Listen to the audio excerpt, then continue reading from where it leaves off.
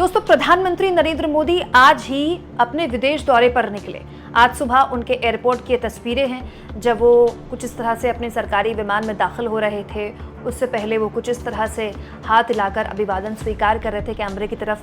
प्रधानमंत्री मोदी ब्रुनेई और सिंगापुर के अपने बेहद ही महत्वपूर्ण दौरे पर हैं, लेकिन एक तरफ प्रधानमंत्री मोदी ने आज ही अपने विदेश दौरे की शुरुआत की, वहीं दूसरी ओर घर पर बवाल काट दिया राहुल गांधी ने। दोस्तों, राहुल गांधी ने आज एक ऐसा कदम उठाया है जो देश के भविष्य की राजनीति की दिशा और दशा दोनों बदलने वाला है। या फिर आप ये कह लें कि प्रधानमंत्री नरेंद्र मोदी जब विदेश का दौरा कंप्लीट करके वतन वापसी करेंगे तो देश की राजनीति फिर से एक नया बदलाव ले चुकी होगी। कैसे राहुल गांधी के आज के कदम से इंडिया गठबंधन को न केवल बढ़त मिली है बल्कि नरेंद्र मोदी के एक राजनीतिक आरोप का भी राहुल गांधी ने जवाब दिया है, सब कुछ मैं आपको तफसील से बताऊंगी। दोस्तों, राहुल गांधी ने आज एक बहुत ही महत्वपूर्ण कदम उठाया है। हरियाणा को लेकर कांग्रेस कॉन्फिडेंट दिख रही थी। ये कांग्रेस के वर्कर से आप बात कर लीजिए, हरियाणा के आम लोगों से बात कर लीजिए, इवन बीजेपी के लोगों से बात कर लीजिए, तो भी दबी जुबान वो स्वीकार कर रहे हैं कि भाई हरियाणा में तो इस बार दाल गलने वाली है नहीं। हालत यह है कि हरियाणा के इलेक्शंस की डेट आ चुकी है, लेकिन प्रधानमंत्री मोदी विदेश दौरे के लिए निकल गए। ये बताता है कि बीजेपी कितनी सीरियस है चुनाव को लेकर। लेकिन उसके बावजूद भी जब इतनी कॉन्फिडेंट है कांग्रेस पार्टी, एक बड़ा फैसला लिया है राहुल गांधी ने, और राहुल गांधी की पहल के बाद इस फैसले पर ऐसा लगता है कि मोहर लग जाएगी। दोस्तों, आम आदमी पार्टी और कांग्रेस का गठबंधन हुआ था जब लोकसभा चुनाव हुए थे। याद होगा आपको, पंजाब छोड़कर लगभग हर राज्य में इंडिया गठबंधन ने मिलकर चुनाव लड़ा था। हालांकि पंजाब में इन दोनों पार्टियों का गठबंधन नहीं था, लेकिन दिल्ली और एक दो और राज्य थे जहां पर दोनों पार्टियों ने मिलकर चुनाव लड़ा था। लेकिन चुनाव खत्म होते ही ये गठबंधन टूट गया। लेकिन अब खबर आई है कि कांग्रेस ने एक ऑफर दिया है आम आदमी पार्टी के साथ हरियाणा में गठबंधन करने का ऑफर। दोस्तों, आप कहेंगे कुमकुम, कांग्रेस पार्टी तो कॉन्फिडेंट थी कि वो चुनाव लड़ रही है हरियाणा में और जीत रही है, झूम के जीत रही है, तो फिर कांग्रेस पार्टी को आम आदमी पार्टी की बैसाखी की क्या जरूरत, आम आदमी पार्टी के गठबंधन की क्या जरूरत, तब जब आम आदमी पार्टी कोई बहुत बड़ा फोर्स भी नहीं है हरियाणा में। तो इसके मैं आपको मायने बताती हूँ। दोस्तों, इस स्ट्रैटेजी के पीछे राहुल गांधी ने अपनी गलतियों से सबक लिया है। कांग्रेस पार्टी ने छत्तीसगढ़ और मध्य प्रदेश में भीषण गलतियां की। मध्य प्रदेश तो मैंने कवर किया था दोस्तों। मध्य प्रदेश में तो भयानक गुस्सा था बीजेपी को लेकर। उसके बावजूद एक गलत आदमी, कमलनाथ जैसे आदमी पर विश्वास करना और गठबंधन ना करना, एक बहुत बड़ा एक नतीजा कांग्रेस को भुगतना पड़ा कि जीता हुआ चुनाव वो हार गई। चाहे मध्य प्रदेश हो या छत्तीसगढ़ हो, कांग्रेस बड़ी कॉन्फिडेंट थी उस चुनाव को लेकर, लेकिन कांग्रेस को झटका लगा है। अपनी उन गलतियों से सीखते हुए कांग्रेस पार्टी ने एंटी बीजेपी वोट ना बटे इसके लिए फैसला किया है। क्योंकि दोस्तों, आम आदमी पार्टी की जो छवि है हरियाणा में, वो किसान उसे पसंद करते हैं। आम आदमी पार्टी भले ही बहुत बड़ी फोर्स ना हो, लेकिन क्योंकि खुद भी अरविंद केजरीवाल हरियाणा से ही आते हैं, हरियाणा में उनका जन्म हुआ है, तो हरियाणा के लोगों ने नापसंद नहीं करते हैं। जैसे दुष्यंत चौटाला को करते हो या फिर दूसरे वहां जो गठबंधन रह चुके हैं उनको करते हो, ऐसा नहीं है। आम आदमी पार्टी को लेकर कोई गुस्सा नहीं है और किसानों के बीच अरविंद केजरीवाल की छवि भी अच्छी है। इसीलिए राहुल गांधी नहीं चाहते थे कि एंटी बीजेपी वोट बटे, एक भी एंटी बीजेपी वोट ना बटे और सीधे इंडिया गठबंधन को मिले। इसीलिए इस ओर राहुल गांधी ने कदम बढ़ाया।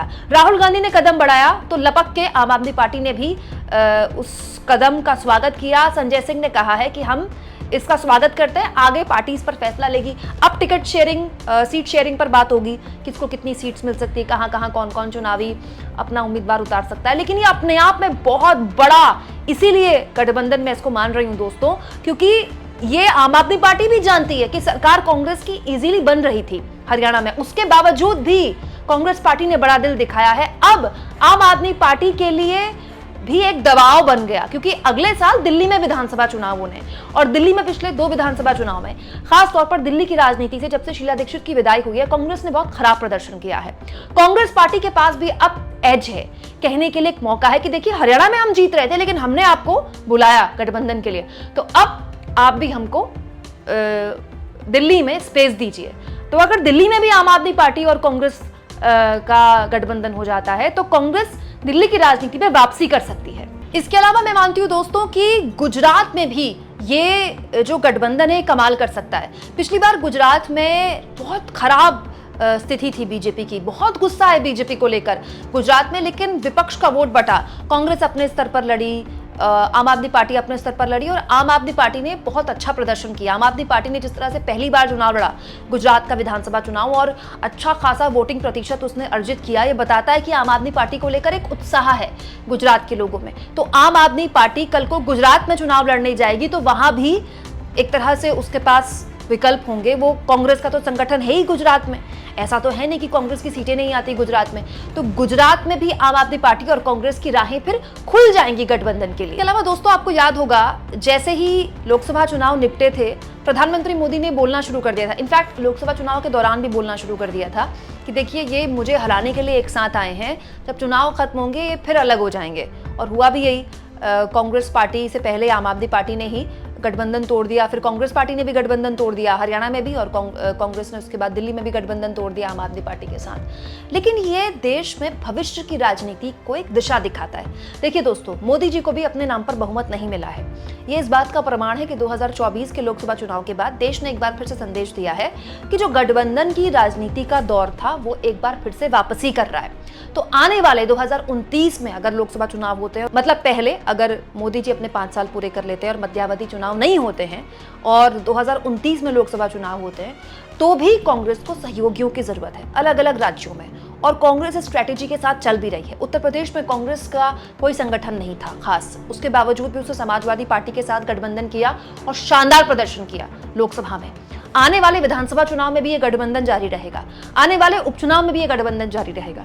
तो फिर अगर राहुल गांधी ये सोच रहे हैं कि दिल्ली में भी गठबंधन कर लिया जाए, गुजरात में भी कर लिया जाए और क्यों ना हरियाणा में भी कर लिया जाए, तो इसमें बुराई क्या है? आने वाले भविष्य की पैन इंडिया पॉलिटिक्स में ये राहुल गांधी की रणनीति तो दिखाता ही है, साथ में ये भी बताता है कि राहुल गांधी बहुत फीजिबल हैं, बहुत फ्लेक्सिबल हैं।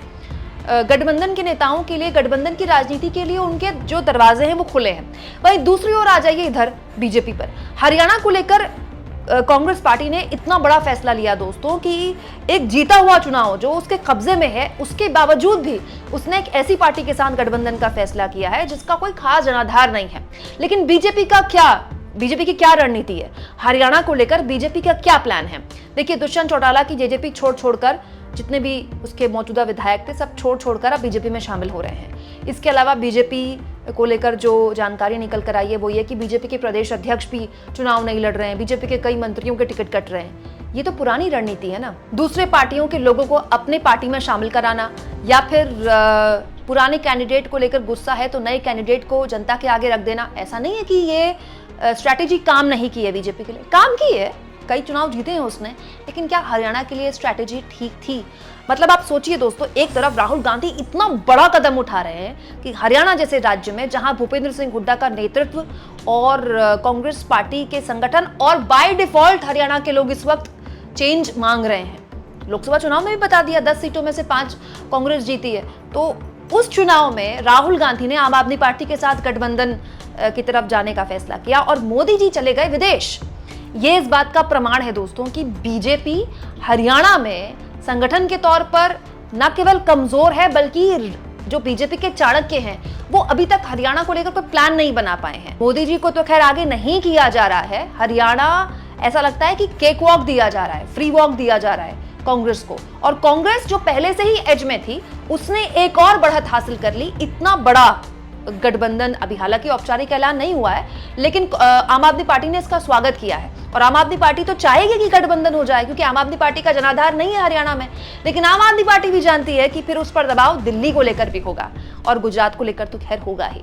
तो भविष्य की राजनीति में ये आम आदमी पार्टी और कांग्रेस दोनों के लिए बेहतर है और एक परसेप्शन के लिए भी बेहतर है कि चाहे चुनाव आसान हो, मुश्किल हो, किसी भी चुनाव में अब राहुल गांधी ओवर कॉन्फिडेंस वाले पिच में नहीं खेलने वाले। हर चुनाव उनके लिए उतना ही इंपॉर्टेंट है जैसे एक वक्त में बीजेपी के लिए हुआ करता था। आपको दोस्तों राहुल गांधी की रणनीति कैसी लगी? कमेंट बॉक्स में जरूर लिखें और जितना हो सके चैनल को शेयर करें, सब्सक्राइब करें और थैंक्स और ज्वाइन, ये 2 ऑप्शंस हैं जिसके जरिए आर्थिक तौर पर भी आप चैनल के हाथ मजबूत कर सकते हैं।